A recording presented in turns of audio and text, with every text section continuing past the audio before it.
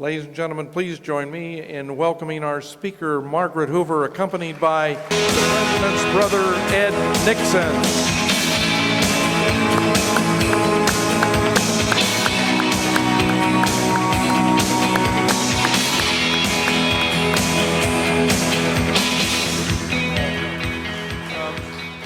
I am not going to do my usual hour and 20-minute introduction. You've heard all you can hear, and your dad talked to them for a few minutes, so I'm going to cut right to the chase and get down to business. Ladies and gentlemen, Margaret Hoover.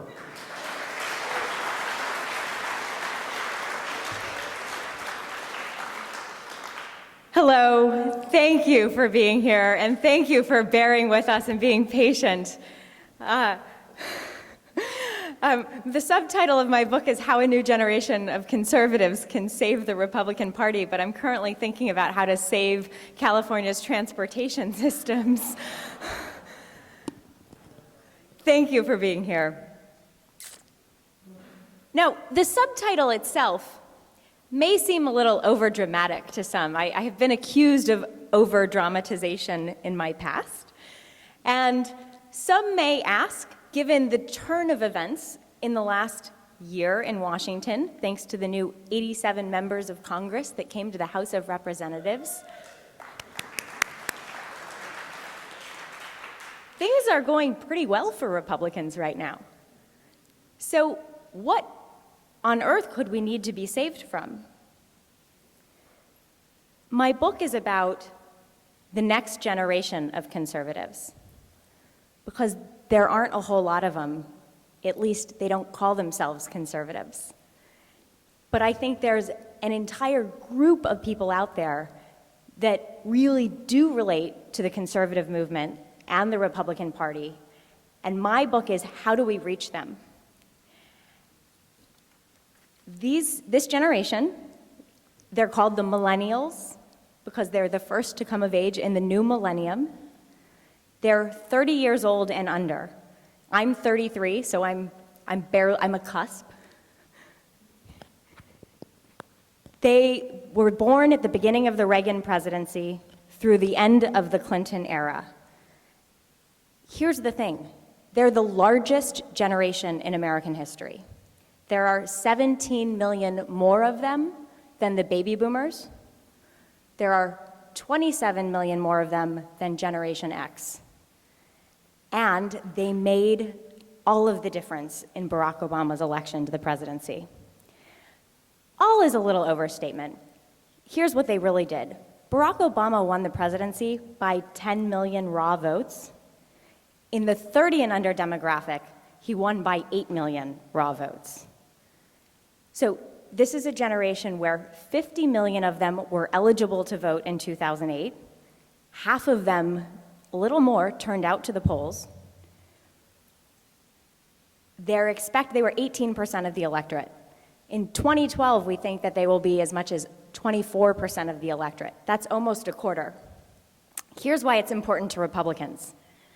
Partisan identity tends to solidify after 3 presidential election cycles. So they voted for John Kerry in 2004. They voted for Barack Obama in 2008. We've got 16 months to make inroads into this generation, or else we risk losing them for the rest of their lives to Democratic or independent voter rolls. So this is what the Republican Party needs saving from. We need to connect to a new generation of Republicans. And that is why I wrote this book. This is why I'm so animated about the issue, because I look around at my peers and there are very few people like me and younger who are as excited about it as I am, but I'd like to share my enthusiasm, not only because I'm a Republican and I'm a proud Republican and I come from a heritage that I'm very proud of, but also because I think the Republican Party and the conservative movement has put forth solutions to the issues that they care about and the issues that are most important to them in their lives. Now, the first part of my book, the title, American Individualism, it's plagiarism. The only person, I've done a ton of interviews, the only person who actually said anything to me about it was Joe Scarborough, a former Republican congressman who's on MSNBC, and he said, "I'm going to call your great-granddad and tell him you stole the title of his book." Herbert Hoover wrote a book in 1922 called American Individualism. And I think as I was looking at Herbert Hoover's life, which I've studied my whole life, but then I was thinking about how do we connect the dots to the next generation. I think Herbert Hoover and his life has embodied, especially in that book, American Individualism, the principles that this next generation really connects with. And let me just, he wrote about this thing called rugged individualism. And what American individualism really is it's rugged individualism imbued with a community spirit. And it's the sense of equal opportunity, and the principles that he outlines in his book, American Individualism, in very surprising ways, embody the essence of this next generation, and I think provides a conservative and a Republican-rooted framework that we can use to connect to the next generation. I've been a Republican as long as I can remember. I have no idea what my father shared with you. Hopefully he reinforced some of these themes. Did you tell them about MacArthur? So, oh good, he didn't even tell my stories. That's so nice. So, I didn't know Herbert Hoover like my grandfather did. He passed away 13 years before I was born, but I grew up my dad's stories and my grandmother's stories and my grandfather's stories. One of these stories is when my dad lived with his grandfather for a year in the Waldorf Astoria in New York when he was a lad, and he played with his toy soldiers, and a man came in one day and said, "Son, you're doing it all wrong."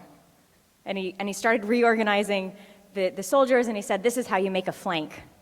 And this was a guy who had stars on his shoulders, and he was later told that this was General MacArthur, who lived upstairs on the 32nd floor of the Waldorf Astoria. And he and Herbert Hoover had remained in close contact. A friendship might be an overstatement, but they were friends because Hoover supported MacArthur for president, actually. He never actually ran, but this is the framework that I grew up with. But despite this heritage, I actually, in my early adulthood, unlike many eager young Republicans who want to participate in government, I actually didn't have any internships with my local representative. I didn't, when I got to college, study political science. Instead, I actually was inspired by the trajectory of Herbert Hoover's life. And Herbert Hoover spent his early years abroad and traveling. And my mom was a flight attendant for United Airlines. And so I took advantage of my free travel vouchers, and I studied Spanish language literature in college. And then I also, like my great-grandmother, studied Mandarin Chinese. I studied abroad in Mexico and in Bolivia and in Beijing, China. And when I graduated from college, I was lucky enough to land my first job in Taipei, Taiwan, where I could be immersed in Mandarin and study it at night, and I worked at a Chinese-Taiwanese law firm. And the first day I arrived there was 9/11, 2001. That day and those weeks that followed, I know everybody stayed up watching cable news, and I was glued to CNN at nights. Now, I feel the need for full disclosure. Fox News didn't exist in Taiwan at the time. Otherwise, I would have been watching Fox News. Just like everyone else, I was so inspired by President Bush's words that rallied the country and Rudy Giuliani's leadership at that time. And I was also extraordinarily touched by the fact that my generation expressed enormous patriotism, unlike I had ever seen before. And I wanted to, at that point, I realized I wanted to come back, and I wanted to be part of that outpouring of pride and patriotism, and I wanted to participate in the functioning of our democracy, and I thought it would be an incredible honor to work for President Bush. So after a year in Taiwan, I returned to the United States, and I found my way to Washington by way of volunteering for a Senate race in Colorado, which is my home state. I volunteered for Wayne Allard, and then I went to Washington, and I got lucky enough to find a job on Capitol Hill. My Spanish served me well. There was a Republican member of Congress from Miami named Mario Diaz-Balart, who needed a press secretary in Washington who could speak Spanish. So I then, not long after, received a job on President Bush's reelection campaign. And then after that, received, about a year later, before President Bush was reelected, a White House appointment. And then 2 years after that, I was lucky enough to have a chance to work for Rudy Giuliani when he decided to run for president. Now, during this time, I realized, anecdotally at first, there was a shift in public opinion, it seemed to me, amongst my peers from the Republican Party and from George Bush. And it started in '04, and I could see it in '06, and then again in '08 with this outpouring of youth support for President Obama, at the time candidate Obama. And polling confirms that those were the years where youth broke from the Republican Party. Now, full disclosure, I'm used to being in the minority amongst my peers in politics. And I sort of joke that as a Hoover, as a descendant of Herbert Hoover, you have to be cut out for it. I mean, Herbert Hoover, let's not forget, was the most, I mean, you all won't forget, but when you grow up learning that this is the guy who caused the Great Depression, and you learn that in your 8th grade, I took it home to my dad sobbing, like, what do you mean Herbert Hoover caused the Great Depression? You learn to develop a thick skin, you learn to think independently, and you learn to question these historical narratives, because the historical narrative has not given Herbert Hoover a fair shake. And you come to expect from Democrats, Joe Biden, Hillary Clinton, Paul Krugman, they're always beating up on Herbert Hoover. I mean, he is the exemplary of economic hard times. But what's happened is it's actually gotten worse in my lifetime. And Republicans, for the first time, have started doing it. John McCain in 2008, in a presidential debate, referenced Herbert Hoover and the hard economic times that he has in reference to the economic hardships that were happening with this crisis starting September 14th, 2008. Rush Limbaugh has even said that Barack Obama is a one-term president, Barack Hoover Obama. Mitt Romney has also said he's referenced Obama's Hoovervilles. So this has gotten fairly widespread, and just for the record, let's not forget, Herbert Hoover is a man who his contemporaries called the great humanitarian. His biographers, thanks for that, his biographers say that he saved up to 1 billion lives by organized food relief and staving famine. He was called the master of emergencies in his time. In 1927, the Mississippi River flooded. It was the Hurricane Katrina of its day, in some ways worse. It displaced 1.5 million people from the Mississippi River Valley, and Herbert Hoover, as Secretary of Commerce, went and marshaled, he put 10 cities in place with running water and vaccinations and food and schools, and organized with local authorities and used his position in the federal government to handle a crisis. And this is what catapulted him really to being the who but Hoover candidate in 1928. Everybody forgets, he didn't use a dime of federal resources to pay for it. He marshaled private funds and secured low-interest loans from the American Red Cross. So, I have this quote in my book. He said, this is a time where citizens were expected to take care of one another, and nobody would have thought that the federal government was supposed to do it. So I think Herbert Hoover, not only has he gotten a short stick amongst Democrats, but also we Republicans forget that this is somebody who really preceded the conservative movement and in many ways founded it and gave the intellectual framework for it in the 30s and 40s by his refutations of the New Deal. So when it comes to reaching out to youth, there are some Republicans who will say, and Limbaugh is one of these, and I grew up, he was a real hero of mine growing up, especially in high school. I didn't have Fox News when I was in high school, so I really had what I heard in the news, what I heard in high school, my dad, and Rush Limbaugh. That's my balance. But even Limbaugh says, why are we caring about youth? We don't, He cites Winston Churchill. If they're not liberals when they're 20, they don't have a heart, and if they're not conservatives by the time they're 40, they don't have a brain. They'll vote for us when they start voting with their pocketbooks. They'll get fiscally conservative over time, and that would be fine if it were true. If it were true that Republicans couldn't get the youth vote, fine. But it's not true because Reagan won the youth vote overwhelmingly. The Reagan Revolution brought an entire generation into the Republican Party. Reagan won the youth vote by 20% in 1984. So we can do it. It's been done. We just need to connect with the next generation, and we need a great communicator who can communicate these principles and articulate them in a way so a new generation will rally to the Republican banner.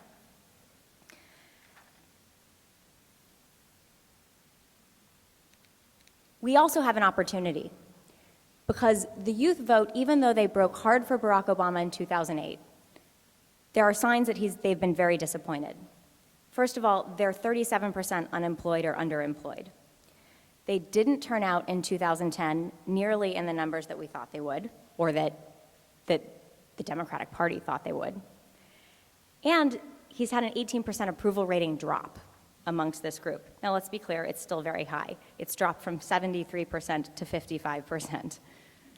But that's still a significant decrease, especially amongst a cohort that they are absolutely depending on for his reelection. So I think we have an opportunity here, and I think the key is understanding who these 30 and unders are, what millennials think and what makes them tick, so that we can figure out a way to bridge who we are and communicate our message to them, because I think our message actually applies to them in their lives in ways that they just haven't considered. I'm going to tell you 3 things that characterize this generation, and that may sound counterintuitive if you're a Republican or a conservative, but they're really important to consider when we make our case. The first is that they have a positive view of government. Consider this statement. I'm going to read a statement. Think to yourself how you would answer it, whether you would agree or whether you would disagree. When something is run by the government, it is usually managed inefficiently and wastefully. Agree or disagree? Only 42% of millennials agree with that statement, which said differently means 58% of them think that the government is good at running things. Now, that doesn't necessarily mean that the government should have an increased role in their lives or that they think the government should take on more responsibility. It just means they don't think the government is evil. Okay, that's good. It doesn't mean they're, modern liberals. It just means they think government can be a force for good. What that does mean also, though, is when we invoke Reagan, remember Reagan's government is the problem? That's not going to work with them. And unfortunately, we use Reagan a lot in the Republican Party for very good reason, but the oldest of them were 8 years old when Reagan left office. So generally using Reagan is going to be, it's just not going to invoke the visceral feelings of pride and patriotism that it does for probably all of you in this room. When you're talking to that younger generation, it just doesn't have the same effect. So we should channel the Gipper, but we just don't need to invoke him quite as much, at least with the 30 and unders. Second thing, their politics is pragmatic, not ideological. And what that means is they want to see the system work. They don't want to see, what they're seeing in Congress right now makes them think that government doesn't work. This may seem counterintuitive, especially to folks in this room, because I would argue, and maybe you would argue, that this gridlock is actually changing the course and the direction that Washington had been going in. This is a generation where 40% of themselves call themselves moderate. 29% liberal, 28% conservative, 40% moderate. So what I think happened was Barack Obama came in and he articulated this post-partisan change. He said, we're not going to have red states or blue states. We have the United States of America. And he also said, we're going to make government work again. And there were perceived failures in the Bush administration. And I never talk about the failures of the Bush administration without saying how proud I was to work for President Bush. And I will defend President Bush till the cows come home, especially because I worked for him during Hurricane Katrina. But they saw, what they perceived as the failures of the federal government during Hurricane Katrina, what they perceived as the blunders in the Iraq War, and what they perceived as the ethics violations and scandals in 2006. And they just decided, they didn't decide government doesn't work. They decided Republicans don't work. And so it was Republican brand damage, I think, that drove them away and drove them into this rhetoric that Barack Obama was able to really capture the ethos of this generation. The third thing is, this is the most diverse generation in history, and they are the least traditional.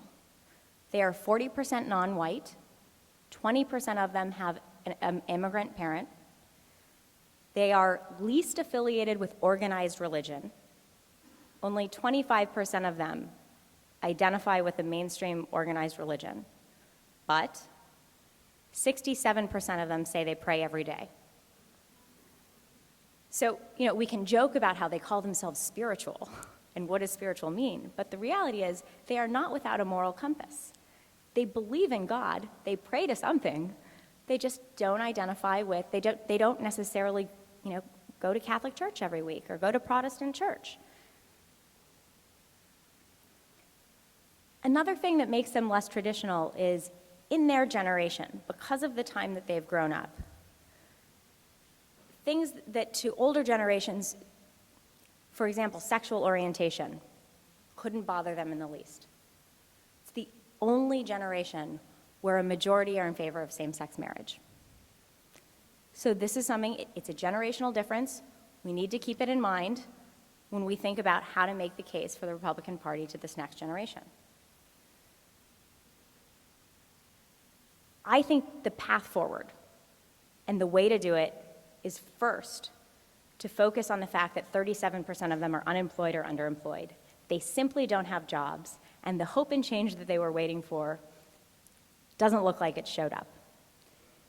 And if we focus on the fact that President Obama's fiscal policies have failed, President Obama's fiscal policies have put more onus on them and their fiscal future, and I think we talk about spending in terms of generational theft.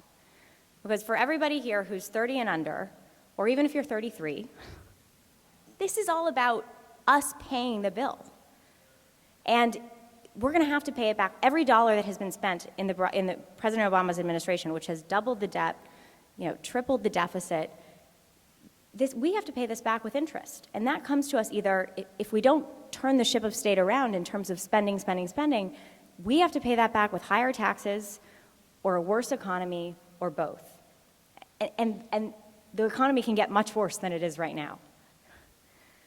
So I think we talk about it in terms of generational theft, and I think we make the case, and we're going to have a great opportunity to do this in 2012, that Republicans have actually been the ones who have not gone along with politics as usual in Washington. Republicans have been the ones who have actually been advocating for the real change that is actually going to affect the fiscal futures of every millennial in this country.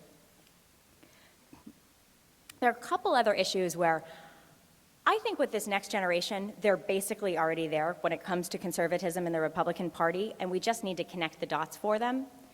One of these is educational reform, and one of these is also the environmental movement. And I make the case in my book for conservative environmentalism, and I also make the case that they are basically there with us on education, because there is a fundamental understanding with this next generation that the education system is broken. 30% of millennials are not graduating from high school. The overwhelming majority of them are African American or Hispanic. This is the most diverse generation in American history. They're 40% non-white. They again, ethnic and racial differences really don't faze them as much, and the notion that 30% of them are not graduating from high school, and that is disproportionately minorities, just 50 years after Brown versus Board of Education, that flies in the face of what is sensible or fair or what America should stand for. And we decided a long time in America that equality of opportunity also means you get a fair chance at a good education. And the reality is they're starting to understand that the Democratic Party simply has its hands tied when it comes to this issue. This is the generation that has staffed Teach for America. They have staffed the charter school movement. They are the teachers in KIPP schools all over the country. They are there trying to help and fix the education system, and I think that implicitly, especially movies like Waiting for Superman, have helped characterize the incredible inefficiencies in the education system. And they have also illustrated that it's the teachers' unions, unfortunately, and it's not teachers. Teachers are our heroes, and these kids are our heroes. These kids are going out to be teachers in the worst school districts in the country to really save the system. And they realize as individuals, they can make a difference in an individual student's life, but they can't fix the system. And the system is broken in really important ways. And the only places where the system is getting turned around right now, today, are in states that have Republican governors and Republican legislatures, because they simply aren't tied to union money. And it's not just a little bit of money. The education union groups put more money into education. They put more money into politics than any other special interest lobby, more than the NRA, more than Big Pharma, more even than the SEIU, the Service Employees International Union. So I think they're there because they get there's a problem, and there have been mainstream illustrations of the fact that the teachers' unions are really the blocker here. And it's not the teachers, it's the administrations. And then it's just not getting down to the kids. Also, the environment ranks very high anytime you talk to a young person. We need to do a better job, and it's not that we do a bad job, but we can do a much better job of making the case for a conservative environmentalism. Now, the Nixon Library is the perfect place to make this case because we have a tradition in environmentalism in this party. Teddy Roosevelt started the environmentalist movement. Richard Nixon was the one who created the EPA. Now, the EPA has been, in some cases, gone a little too far, but that wasn't Richard Nixon's vision for it. And as Republicans, we have a tradition. I think we can make the case for a pro-market, a pro-market environmentalism that doesn't expect that the government, we believe that the government should have a role in protecting the environment, but we don't believe that the government should be trusted to deliver a low-carbon, energy-independent future. This comes from individuals working together and driven by the realities of the market. And the government, to communicate to millennials, we can say the government can be a partner, the government can have a role, but the government can't fix the problem. People fix the problem. I also talk about a couple of other issues in the book. I do it chapter by chapter. One of them, I care a lot about reaching out to young women because I think it's important for young women to have role models. And I talk about a new Republican feminism because we have a pretty good story to tell, especially in the last few years. 3 Republican governors have been elected that are women. A slew of Republican congressmen are freshmen in this new class. And I think we have Sarah Palin and Michelle Bachmann, but and they're great. But there's a lot more than them too. We have more than 2. And what we should do is start showcasing them because they also represent a variety of different choices. I mean, Michelle Bachmann, I think Sarah Palin and Michelle Bachmann are both incredible in that they're women who have families and who have careers and they serve their communities and they are elected to Congress, and Sarah Palin was a governor of a state. But there are a variety of different models of female leadership and women who pursue different paths, who are scientists, who are writers, who are,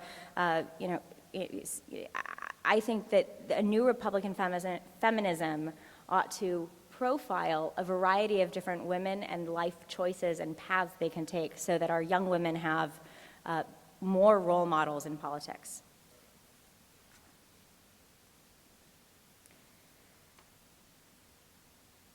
So as I begun to think about how we communicate these ideas to the next generation, and I've articulated some of my thinking on this, what surprised me is Herbert Hoover's life story and the values that Herbert Hoover lived by are actually extremely synonymous with the millennial generation in the following ways. Herbert Hoover was a technologist. This generation has been raised with the internet. It has sculpted how they interface with society. They are connected to their peers electronically, but you all have run into these kids on the street. They're always on their Blackberries and their devices, and sometimes they get criticized for not being quite as social as they should be. They don't know how to talk on the phone because they use their phones to text each other. But they're technologists, and they've come of age in an era of new technology, and Herbert Hoover did as well. I don't know if anybody in the room knows, Herbert Hoover was the first person ever to appear on television. Just the first person. He was interested in these new technologies when he was Secretary of Commerce. He regulated radio waves. He actually invested in and pursued and developed new mining technologies. And mining engineering at the time was this new field that was pioneered. And frankly, the irony is he learned it in the heart of the Silicon Valley at Stanford University, where he was in the first class at Stanford. Hoover was also a globalist. And this generation is more connected to their peers in other continents than any other generation. The notion that we can follow the riots in Tahrir Square in Cairo by a young Google executive who's 30 years old because he's sending tweets out, Twitter, these 140 character messages. That's incredible. You just couldn't do that when I was growing up, let alone when maybe most of you were growing up. Herbert Hoover also dedicated his life to service, and that absolutely characterizes this generation. 83% of them have volunteered in the last year. They care about service, not necessarily politics, but public service, being part of something larger than themselves, serving their communities. And they believe that government can work. I talked about that already, but actually Herbert Hoover did too. Herbert Hoover believed that the government could work in coordination with private partnerships and individuals, and that the two working together, not that the government should tell individuals how to run their lives, not that the government should tell businesses how to run their businesses, but the government could be a partner. This is what he did actually as Secretary of Commerce. He standardized the modern economy. The reason bricks are all the same size, and eggs come in half dozens and dozens, and milk comes pasteurized in quarts and liters, and bed sheets are in twins and queens and kings. This is because housewives were going nuts. They couldn't buy a standard sheet for a mattress. And Hoover decided that if we standardized all these things, the modern economy would be more efficient. This would lead to more productivity, more production, it would lower costs, and people would live at a higher standard of living. Hoover was an engineer. He wanted to help make the modern economy more efficient, and he believed that government could help in that. Government could be a partner, and it had a role. But he wrote American Individualism returning from Europe after feeding the Belgians. He had had 20 years abroad. His first experience with the tide of revolution at the beginning of the 20th century was in the Boxer Rebellion in China, where he and my great-grandmother were among the last 200 foreigners to escape from that country in a German mailboat. He then witnessed the destruction of the Bolsheviks in Russia, who destroyed his own ceramic factory and his mining properties. And then he watched the rise of a belligerent Germany, and he personally got involved to stop what would have been a famine that would have starved 8 million Belgians. And he was worried that there were these fads in Europe, these fads of political isms, he called them. Bolshevism, communism, fascism. And he was afraid that these fads would come to the United States and they would get traction and we would try them on for size. And he wanted to try to characterize what made America work. What was our ism? Because he felt like we needed to protect it, and he wanted to try to inoculate the United States from trying on these fads, the political isms in Europe. And so he called our system American Individualism. And it was a system that was centered around the individual, and it was tempered by the ideal of equality of opportunity. And he knew that because of this system, his story was impossible in any other country. He was born a frontier orphan, He was born in the frontier, and he was orphaned at the age of 9. He had no money, no means. He started his career in manual labor, and he rose to the highest heights of success internationally. And this is long before he even started his career in public service. And in 1928, he gave a campaign speech called Rugged Individualism. And he said, in 1928, the United States has a choice of two futures. We can pursue the path of American individualism, this system of rugged individualism, or we can go the route of Europe. The route of Europe, which was characterized by paternalism and state socialism, by doctrines where every step of bureaucratizing of the business sapped initiative, creativity, and innovation. He said it poisons the very roots of liberalism. Political equality, by liberalism meaning classical liberalism, not modern American liberalism. Political equality, free speech, free assembly, free press, and equality of opportunity. This is not the road to more liberty, but the road to less. And in 1928, what strikes me is that the theme of the choice of two futures is the exact same as the theme of the choice of two futures we are talking about today. The path to prosperity, as Paul Ryan lays it out, or the path towards what has been the policies of the last administration for 3 years that have focused on over-regulating the modern economy and bureaucratizing the businesses of our economy. These are the themes that are at the Tea Party rallies. And Herbert Hoover was talking about these themes in 1928.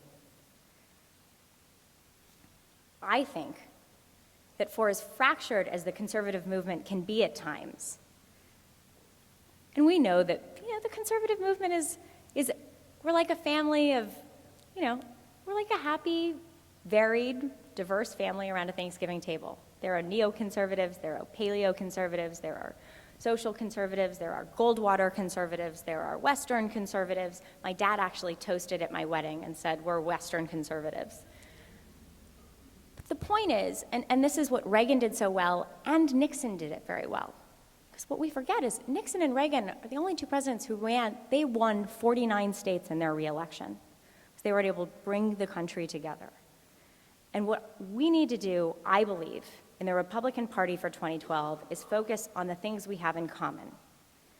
My 80% ally is not my 20% enemy.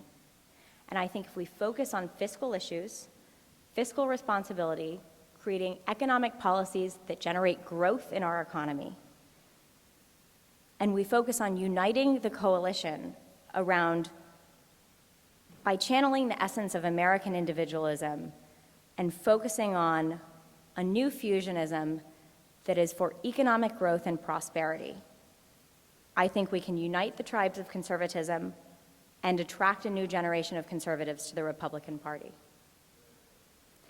So my book was a culmination of a quest that I undertook to find a conservative-rooted and a Republican-rooted philosophy that would appeal to a broad section of Americans, especially my peers and those younger than me. And that the inspiration proved to be a book written by Herbert Hoover almost 90 years ago might be surprising. But what I would argue is that millennials will also be surprised to discover fresh thinking and new ideas within the Republican Party. And in these sources, I believe they will actually find the hope and the change that they were waiting for. Thank you.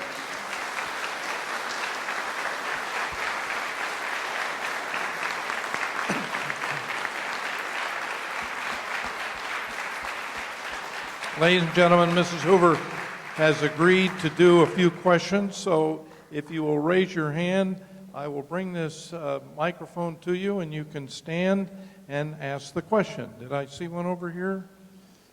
You have one right here. Hi, Margaret. Hi. My sister's Lynn Saltarelli. You're John Warner. Hi, Sarah's Margaret. dad. Yeah, exactly. Hey, Margaret, that was great. Congratulations. Thank you. Welcome. It was worth the wait. Thank you. Although we had unbelievable jokes and stories from our host here. But do you think that on the gay marriage issue that an adequate position for the Republican Party is that it's a states' rights issue, and to leave it at that? I think for now that would be fine. I mean, personally, I represent my generation on this issue. I mean, I actually believe that my friends who are gay should be able to form the lasting and meaningful relationship that I've formed with my husband. And I mean, just happens to be my view. I believe that marriage is one of the foundational elements of our society. I think it strengthens the fabric of our society.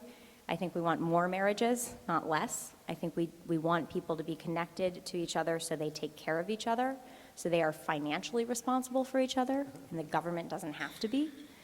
I mean, these are conservative positions. But what I really liked was Rick Perry's statement that, what they do in New York, let them do it in New York. And what we do in Texas, we do in Texas. And that, I think, is an absolutely fine road forward for the Republican Party. One right here. Please stand up. Hello, Margaret. Thank you for coming. I really enjoyed your speech. I actually, ironically, have happened to be of these so-called millennials that you're speaking of. I was born You in look to be. 1970. I know, yeah. But however, I mean, I do respect you, but I have to kind of disagree with you on one level, respectfully, of course, I myself identify myself with the religious right of the Republican Party. So are you arguing that the Republican Party should, abolish its position on social issues like abortion and gay marriage? Because No. part of the reason why I chose to become No. Republican is because of the fact that. Let me be very clear. Okay. No. No. All I'm advocating is that there's a place for me in the Republican Party. Anybody else? And go ahead. Anybody? Here we are. I'm just curious. What is Bill O'Reilly like personally? Not on the TV, but personally. What do you think? So my standard answer is, oh, he's just a big teddy bear. And he actually, underneath, he really is. But in real life, he's kind of like he is on TV. He thinks he's right all the time. He's in charge. He's a tough guy. I will say this may come across on TV a little, he is enormously generous. He is wonderful to his staff. He does very thoughtful things for them that no other host in the whole, we call it the building at Fox News, does. And he cultivates an incredible amount of loyalty amongst the people who work for him. And he's loyal to them. So I'm a big Bill O'Reilly fan, as you can imagine. And he is quirky, and he is a soft teddy bear underneath, and he is tough on top, and he is really loyal to the people that he cares about. Right here. Thank you for your talk. You've indicated that this next generation, they've been through 2 elections, and we have to catch them in the 3rd. We've only got 1 year to do that. 16 months. Yeah. So how's that going to happen? How's the what? How is that going to be completed? We've got 16 months to get them. Right. So first, I think the first thing is we have to recognize it, and then we've got to go after it. And I think what happened, buy my book and read it. My book is a roadmap for how we get the next generation. And I truly hope that whoever the candidate is, because our window really, I mean, just like, look, you guys are attuned, you're here, you follow the news, you listen to what's going on, but really, the majority of Americans tune into politics, once every 4 years for a presidential election cycle.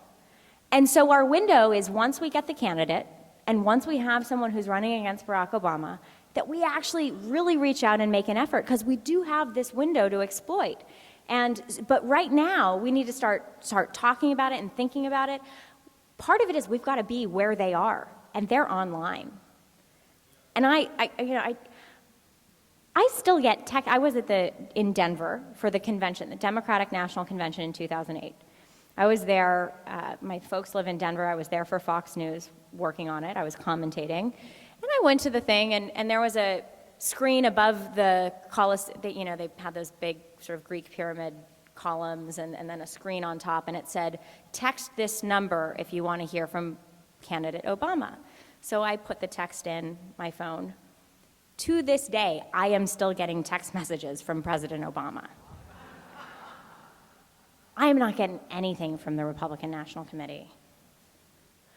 So we need to be texting. We need to be reaching out to them where they are. And I think we'll start to focus. I mean, part of the challenge is that we actually don't have a national Republican leader, right? We were eviscerated from power. We didn't have, until 2010, we didn't even have a senior Republican leader in the government. Now we have John Boehner. He's got his hands full. I mean, John Boehner cannot be expected to connect the millennial generation. He needs to get the debt ceiling fixed. He's got to fix the spending. We don't have a go-to Republican leader. And so until we have a nominee that can really harness the energy and actively reach out to this generation, and then they'll use the power of the Republican National Committee and use the power of the internet and texting and all these new technologies so we can reach the kids where they are. I think that's an important part of it. And I think it doesn't matter who the nominee is as long as we try, because if we actually make our case, we're going to exploit this opportunity because they're open for it. They're open to it. I just want everybody to know that if you sign up, if you join, if you become a member, as I asked you to do earlier, we text. I will send you 3 or 4 a day, depending, of course, on what category you It depends what you your join. plan is, right? You get my time. You get our time. One more right here. First of all, I don't know Bill O'Reilly, but the way you described him sounds like all my New York relatives. So it's probably a cultural thing that's involved. The comment that I wanted to make and hope you could comment on is these kids are in universities now. And the university is not a diverse setting anymore. It's predominantly progressives. It's not philosophically diverse. Right. It's ethnically diverse. Right. But What I said it's ethnically diverse. Right. But in it's terms not, of the exactly. thinking. In Yeah, terms that's of correct. ideas, though, there's not You're a right. lot of accepting of diverse and people. I've talked to my niece about this, who's in college now. They kind of mutter under their breath, when they find out you're a Republican or a conservative. And you saw that nasty email one of the professors sent to the young. I relate to this very viscerally. I was one of 5 Republicans in my college. Well, that was out. And we formed a college Republicans group. I was a senior. There were 4 freshmen. Before they came, I think I was the only one. So I relate to what you're saying, and I also relate to the notion that you have these professors who are so liberal, and they're not going to give you a fair shake if you make a conservative argument. They're going to grade you harder. But I think it makes you tougher, right? I mean, it builds character. And we have online activism now. They can find who the other ones are by going to a Facebook page and connecting on the internet. So in some ways, I think they have it a little bit better than I had it in my day. And you really did have to mutter under your breath. And it was sort of like these liberals in Hollywood who, if you're a conservative, you have to stay. That's how it is on college campuses. It's awful. I don't know how to shift that power balance, but I think by talking about it and also being online, we can connect, and then you feel stronger in numbers. Right back here. Hi, Ms. Hoover. I'm just curious as to if you have an opinion on the current crop of the Republicans, which has the best chance of reaching the millennials? I think the field is still developing. I think there's going to be more folks who get in. I think that the flirtation with Rick Perry represents more than anything else, because Rick Perry has a pretty good record on the surface. When you dig a little deeper, it's not quite as good as it looks on the surface. He's actually raised taxes. Nobody talks about that. But I think the curiosity with Rick Perry and the excitement around Rick Perry really represents a wanting in the Republican field. I think nobody's happy with it. I think there are very few people who are happy with the field, who really feel like we've got our Reagan or our Nixon, the guy who can really galvanize There's one thing, and I know there seems to be diversity of opinions on the Republican side right now about what's happening in Congress. But the one thing I think we've had an enormous victory in the last year by having these 87 members join the Republican coalition, because the conversation now is about stopping the spending. And before, if the Tea Party hadn't come to Washington, we would have just raised the debt ceiling. And there would have been some dissent, and there would have been some acting, and there would have been some really dramatic speeches on the Senate floor, and then we would have raised the debt ceiling. And now we're not going to just raise the debt ceiling. We're going to have some real spending reforms. And my hope is that we actually get some real spending reforms, and it's starting to look a little hairy right now. And what I hope is we're able to at least admit that we've gotten enormously closer than we would have gotten, and perfect isn't on the menu right at this very moment anymore. And it may not have ever been on the ballot, but let's keep pushing ahead. Let's take what we can get, consider it a victory, and keep plugging ahead forward, because we really are making a difference in the fiscal future for the next generation. All right, right here. I enjoying your talk. I wanted to ask if you intend to reach the younger generation by going on Twitter or Facebook. Yes, I'm there already. Oh, okay. And the Republican Party is too. I mean, every member of Congress that survived '08, they're on Twitter now. They're all doing it. They had like seminars for these members of Congress to learn how to do Facebook and to learn how to do Twitter, and they're all on it now. I mean, you can hear about Ileana Ros-Lehtinen and going and picking up her dry cleaning. I mean, things that you would just do, like, who, what? But it's there. I mean, if you want to find out what your member of Congress is doing, on a half day by half day basis, you can know who they met with and what they had for lunch and whether they had, mayonnaise on their sandwich or not. It's there. So that's good. All right, we have time for one more. And because it's a night of presidential families, I want you to say hello to our questioner. He is not a Richard Nixon impersonator. He is the younger brother of Richard Nixon, Ed Nixon. Thank you, Sandy. He's my favorite Nixon. It's just the nose. Don't worry about it. Margaret, I have to say, my wife, right after 9/11, would not watch anything but Fox News.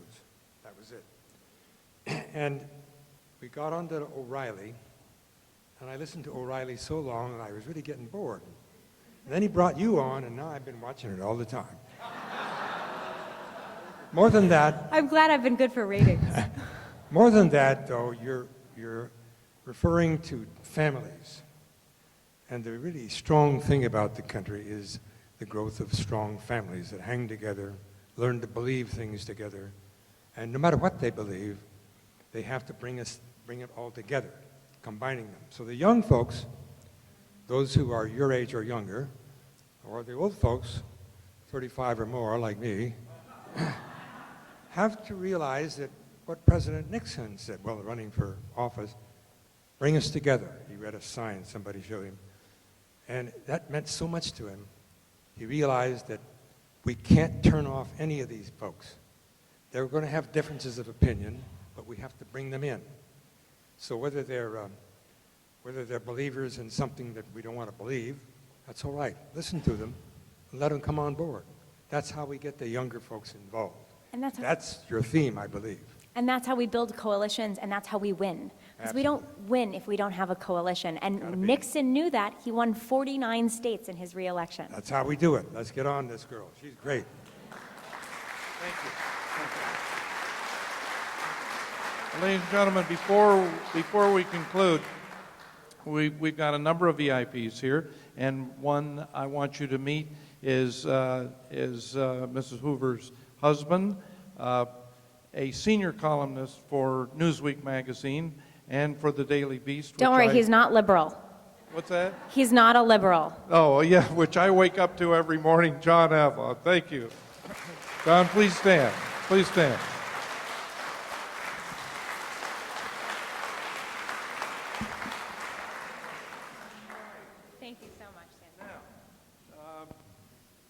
Before we move Margaret to the lobby where she'll be delighted to sign copies of these books, which is, I know is why you came here tonight, to hear her and get a personally autographed book, it is my pleasure to present to her, and I know you've been waiting for this, to see what the gift will be tonight. Well, you have, I know. And some of what you've heard perhaps is what would President Hoover do. We have limited edition, just a few left, coincidentally, in our gift shop, a What Would Nixon Do mug. This time they took the price tag off. Good.